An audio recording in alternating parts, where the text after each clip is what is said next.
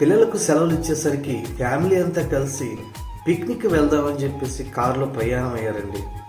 అలా కారులో ప్రయాణమయ్యి కొంత దూరం వెళ్ళాక ఒక పెద్ద బ్రిడ్జి వచ్చిందండి.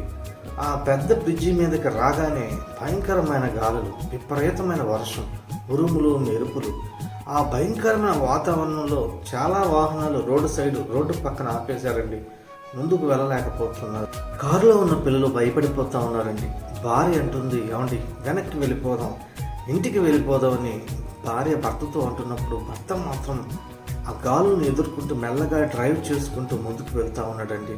అలా ఆ కారుని భయంకరమైన వాతావరణంలో, ఆ వర్షంలో, ఆ గాలుల్లో, ఆ ఉరుములను మెరుపులను ఎదుర్కొంటూ భార్య పిల్లలకు ధైర్యం చెప్పుకుంటూ అలా డ్రైవ్ చేస్తూ ఆ కారుని కంట్రోల్ చేస్తూ ఆ బ్రిడ్జి దాటాడండి.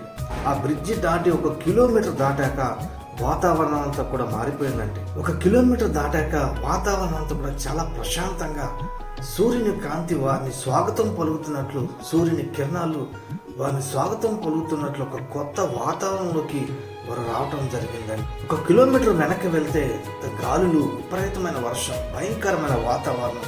కానీ ఆ కిలోమీటర్ని మెల్లగా దాటినప్పుడు, మెల్లగా ఎదుర్కొన్నప్పుడు ప్రశాంతకరమైన, నిర్మలమైన, సంతోషకరమైన వాతావరణంలోకి వారు రావటం జరిగిందండి. భక్తుడు అంటున్నాడు, కొంచెం కాలం శ్రమపడిన పిమ్మట తానే ప్రభువే మిమ్మల్ని స్థిరపరిచి బలపరచును.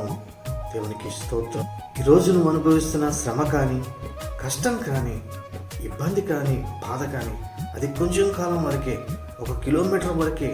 1 కిలోమీటర్ దాటాక విశ్వాసముతో దీన్ని ఎదుర్కొనినప్పుడు, విశ్వాసంతో దాటగలిగినప్పుడు అద్భుతమైన, శ్రేష్టమైన ఆశీర్వాదాన్ని నువ్వు చూస్తావు.